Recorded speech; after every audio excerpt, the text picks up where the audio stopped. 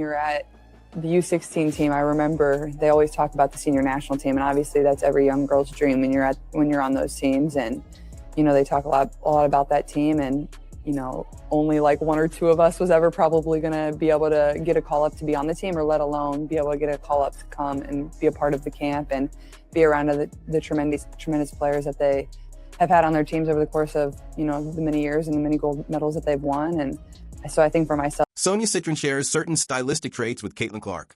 But what really stands out about this roster is how many different generations of the game it brings together. You have veterans who've competed in multiple Olympic cycles. You have young professionals fresh off their first WNBA seasons.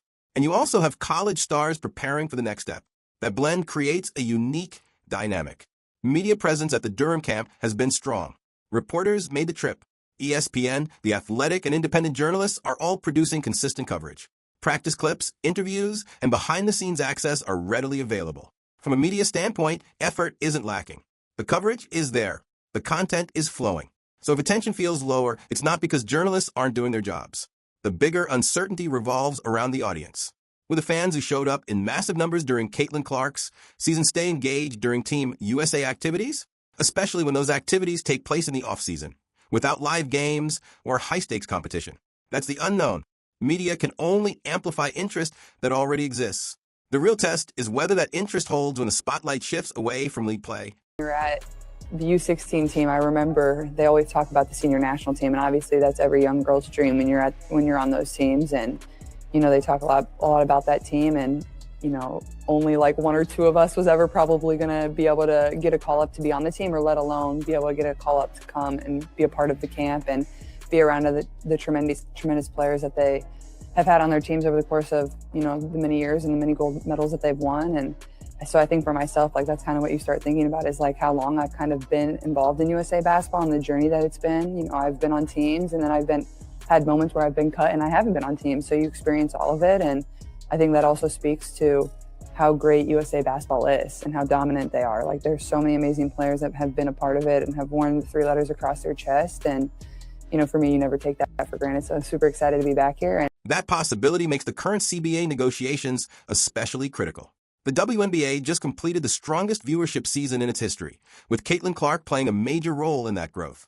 But if labor disputes stall progress, that momentum could fade quickly. Players are pushing for a larger share of basketball-related revenue. They want better travel conditions and more aggressive league promotion. Ownership counters by pointing to financial reality. Despite viewership gains, the league still operates at a loss. They argue that the new media rights deal with Disney, Amazon, and NBC needs time to generate actual profit. The contract is valued at $2.2 billion over 11 years, roughly $200 million annually. That's a massive increase from the previous agreement. But players are comparing it to NBA numbers and asking why women's basketball should accept less when ratings are finally climbing. This is where negotiations become complicated. Players see leverage. Owners see risk. Both sides believe their position is justified. The challenge is finding balance before progress stalls. Because momentum in sports is fragile, and this moment matters more than any before it. Good. She looked damn good. I ain't gonna lie to you, bro. She looked like a young Diana Taurasi, bro. That mid-range shot she got is nasty. She looked hella good, y'all. I ain't gonna never ish on Paige, because I know, like, a lot of people might want to, bro. A lot of people be wanting to pin her against Kaylin and stuff, but take a moment to really appreciate those jump shots. Look at the mechanics, the balance, the calm confidence in every release. Paige Buchers is playing with a level of precision that honestly brings back memories of peak Diana Taurasi. That comparison isn't exaggerated. Her mid-range scoring ability is becoming a serious problem for defenses. Every movement feels calculated, every shot controlled.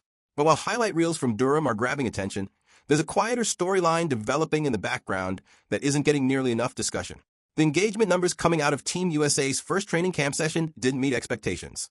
Social media interactions, views, and overall buzz landed noticeably lower than many predicted. And that gap is forcing a bigger conversation about where women's basketball truly stands right now. On the surface, everything looks strong. Elite talent, strong performances, national team branding. But beneath that, the numbers suggest something more complicated. Are fans still as locked in as they were just months ago? Or is this early sign of momentum slowing? The contrast between on-court excellence and off-court engagement raises real questions. Because when the basketball is this good, attention should be following. If it isn't, then something deeper might be happening in the current state of the women's game. USA Sonia Citron, she really do kind of look like Caitlin Clark. I ain't gonna lie, they definitely kind of favor each other. Who is that? You got Angel Reese on there. Is that Chris Brinkley? So this is some of the videos that came out today. Let me see if I can blow this up. Aaliyah Boston.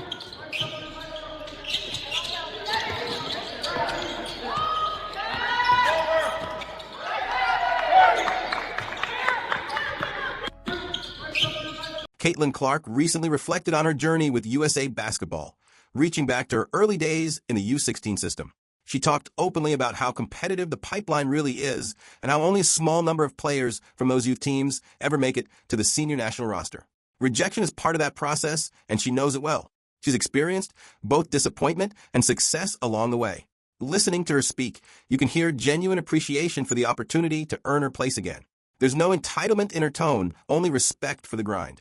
But even as she delivers all the expected messages about gratitude and growth, a much larger issue hangs over everything.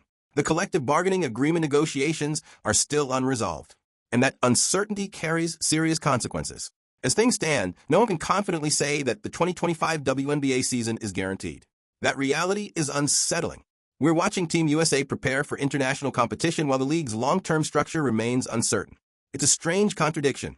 The sport is showcasing elite talent on the world stage, yet the foundation of the professional league itself is still being negotiated. That tension can't be ignored. Oh, there. Here goes some more clips here. Now, this one right here is from Annie Costable. Let's see this one here.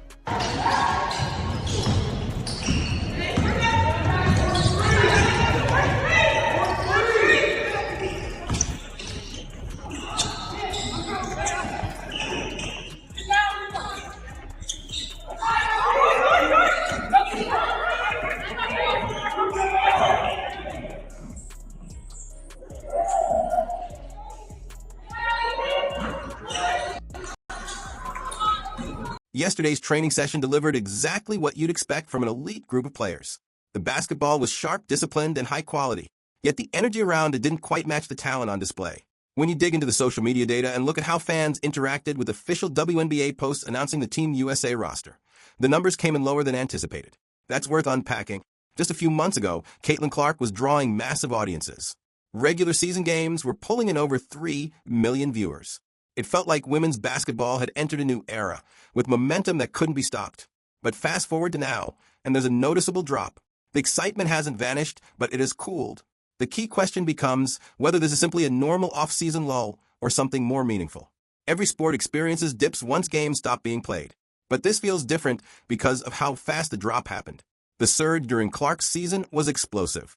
Now, the challenge is figuring out whether that surge created lasting interest or if much of it was tied to a single moment in time. The answer matters more than people realize.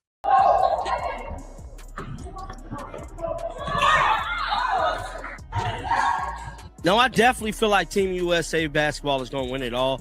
I don't think no other team in the world is better than them. I just got to keep it real. I know some people might think otherwise because they're not from our country, but I feel like Team USA basketball look hella good, and they're definitely going to be putting the beats on teams, bro.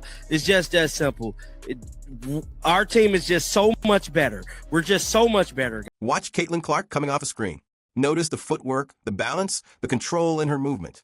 The shot leaves her hand clean and confident. These are the subtle details that separate great shooters from generational ones. Training camp footage makes it obvious why USA Basketball was eager to include her, even after last summer's Olympic controversy. But while the basketball itself is impressive, the viewership conversation needs to be addressed directly. Day 1 of training camp didn't deliver the engagement many expected. Day 2 followed a similar trend. There are multiple ways to interpret this. Timing plays a role. It's December. The WNBA season ended in October. Casual fans may have shifted focus to other sports. Context matters too. These are practice sessions, not competitive games. There are no wins, no losses, no stakes yet. But there's another explanation people are hesitant to discuss. A portion of the audience may have been following Caitlin Clark specifically, rather than developing a broader attachment to women's basketball as a whole. That possibility has real implications for the league moving forward. That was pretty much day 2, man. Get down in the comment section. Let me know y'all thoughts about this one. Keep them bells on. I will be back with another one. And like always, man, until next time. Team USA is expected to dominate international competition. The talent gap remains significant. But the more important question is whether those games will attract the same level of attention the WNBA season generated. Viewership data tells a clear story. Games featuring Caitlin Clark consistently surpassed 1 million viewers. Games without her often fell closer to the league's traditional baseline. That doesn't mean growth isn't real. Every sport has transcendent figures who bring in casual fans. The challenge is converting those fans into long-term supporters. The off-season is the proving ground. If Team USA games draw strong numbers, that's encouraging. It suggests interest extends beyond one player. If ratings struggle, the league will need new marketing strategies. All of this unfolds alongside unresolved CBA negotiations. Players want change now, while momentum is strong. Ownership wants stability and sustainability. Both sides have valid concerns, but a work stoppage at this moment would be devastating. The WNBA stands at a crossroads. How it navigates this period will determine whether recent success becomes a foundation or a missed opportunity.